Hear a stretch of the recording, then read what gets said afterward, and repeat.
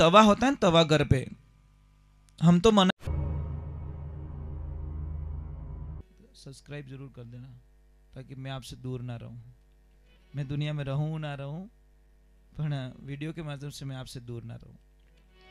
बोलिए। तीसरे नंबर, जो पानी, जो तवा होता है ना, तवा घर पे, हम तो मना ही करते, तवा यूज करना ही नहीं चाहिए। पहले बात तो मिट्टी की तवी यूज करो, मिट्टी की कैलड़ी यूज करो, तब वो रेवणो ही नहीं। पहली बात तो पर क्या करें, करते हो तो वो आपकी इजी काम है। नहीं तो एक रोटी आप कभी भी 6 महीने तक रोटी कैलड़ी मत बना जिमो और 6 महीना इन मत जिमो, जो थाने ऑटोमेटिक ठा पड़ जाएगी कि उनमें कितनी ताकत है। तो महाराज तवा होता है ना, गर्म तवा, उसके ऊपर ऐसे गरम है तो उसके ऊपर पानी का छांटा मत डालो। अगर मेरी बात पे विश्वास नहीं है तो एक काम करना, 10-15 दिन छांटे दे के देखना गर्म तवे पे पानी का, फिर देखना आपके पति पे कितना असर पड़ता है। वो चिड़चिड़ा हो जाएगा, गुस्सा करने लग जाएगा, बात बात पे चिड़चिड़ करेगा।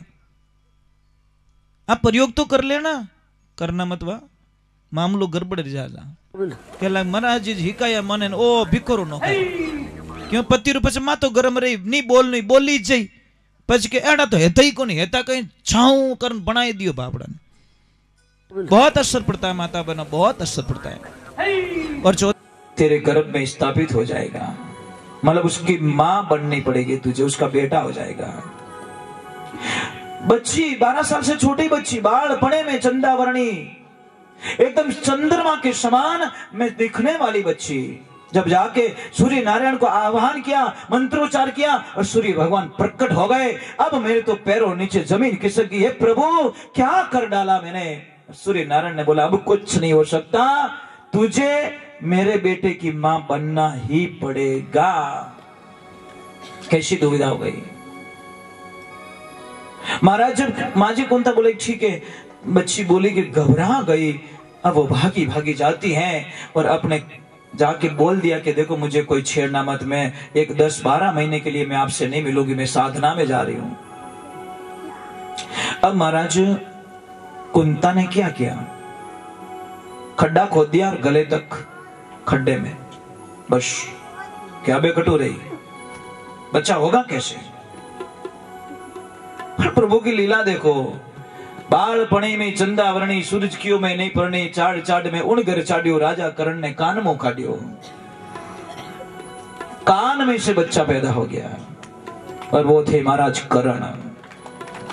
अब लज्जा आ गई, बच्चा हो गया, कहां छोड़ूं, तो नदी में छोड़ दिया और वो कौरवों के हवाले हो गए। कौरवों ने उनको निकाल दिया और ले गए। ये बहुत कथन बैक में जाना अच्छी बात नहीं, क्योंकि महाभारत का कथन शुरू हो जाता। फिर हम भागवत महापुराण में जाते आगे की तरफ। तब माँ जी कुंता ने जब उनको ससुराल भेजा गया तो महाराज पांडु जब शिकार खेलने के लिए गए थे तो कोई ऋषि थे, वो पति पत्नी दोनों एक गृहस्थी जीवन में थे, सिंह के रूप में शरीर बदल के उन्होंने गृहस्थी जीवन को बसाया। तो राजा पांडु ने क्या सोचा कि मतलब कोई न कोई जानवर है, तो उन्होंने शब्द भेदी बाण चला लिया। जिधर से आवाज आई शब्द भेदी बाण, ऐसा बाण चला कि पति और पत्नी दोनों एक ही बाण में आ गए। जाके देखा तो दोनों पति पत्नी। श्राप दे दिया महाराज के, हे राजन, जिस स्थिति में हम दोनों की मृत्यु हो रही है उसी स्थिति में जैसे ही तू तेरी पत्नी को हाथ लगाएगा तेरी मौत निश्चित है।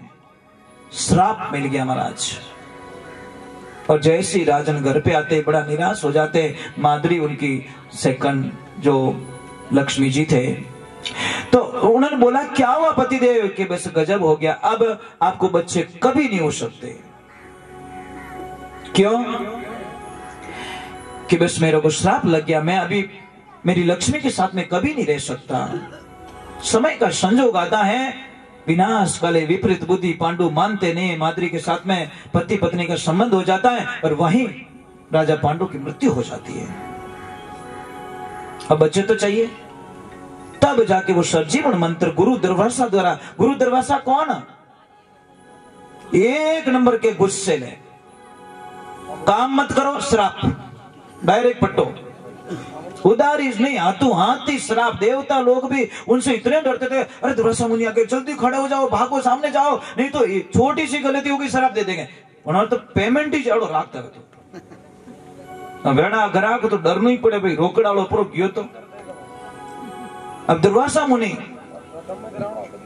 के कौरवरा भेजिया, पांडवों रे गया कोनी दोष गुरा को, तीन बात की करी थरपना पेड़ लबाया आंबा को, संतो राम भजो डर काको, राम भजो विश्वास राखजो साहिब भीड़ू थाको। अब दुर्वासा मुनि जी महाराज उनको सजीवन मंत्र, उनको मंत्र उच्चार के द्वारा धर्मराज का आह्वान करके महाराज जी युधिष्ठिर जी को बुलाते, इंद्र का आह्वान करके अर्जुन जी को बुलाते, पवन पुत्र का पवन का आह्वान करके हनुमान भीम को बुलाते थे। ऐसे करके उनको बुलाया और अपने पुत्रों का पालन पोषण किया। अब महाराज 5 पांडव बने और उनका धर्म युद्ध हुआ, जिसमें सारथी भगवान श्री कृष्ण थे। और प्रीत काज अर्जुन रथ हाक्यो भूल गए ठकुराई, बिना प्रीत रावण घर देखो जो राज विभीषण पाई, संतों साची प्रेम सगाई, अरे कर्म कटे 84 छूटे जीव प्रेम पद पाई। अब महाराज मेरे प्रभु की लीला हुई, अब वहां पे गए और धर्म युद्ध, भयंकर धर्म युद्ध हुआ। अब जब युद्ध समाप्त हो गया तो इधर सबका मरणासन हो गया। अब लास्ट में गदा युद्ध हुआ भीम और दुर्योधन का। जब जंगा तोड़ दी गई, दुर्योधन अकेला जंगल के अंदर पड़ा है, तो उनका गुरु भाई द्रोणाचार्य का बेटा अश्वत्थामा वहां पधार जाते हैं और आते बोलते, हे दोस्त बोल तेरी अंतिम इच्छा क्या है? कि मेरी अंतिम इच्छा यही है कि जा और शिविर में जाके सोते हुए पांडवों के 5 सिर काट के मेरे पास में लिया, तब मेरी आत्मा को शांति मिलेगी। नहीं तो आज मिले न कोई काल मिले। मेरे प्रभु को पता चल गया, मेरे कृष्ण को पता चल गया और उनको घुमाने के लिए मेरे प्रभु कहीं लेके चले गए पांडवों को। पर पांडवों के 5 पुत्र शिविर में सो रहे थे। अश्वत्थामा जाते हैं और सोते हुए 5 के 5 बच्चों की गर्दन काट लेते हैं और 5 को काट के दुर्योधन के पास में लाते हैं। दुर्योधन तो बड़ा पराक्रमी था, जैसे लाए गुस्से में ऐसे मुंडी को ली, दबाई तो चूर हो गया, दबाई तो चूर हो गई, दबाई। बोले, हे सुदामा तूने गलत काम कर लिया, ये पांडवों के सिर नहीं है, क्योंकि मैं जानता हूं पांडवों का सिर मेरी ताकत से टूट नहीं सकते, ये तो टूट रहे।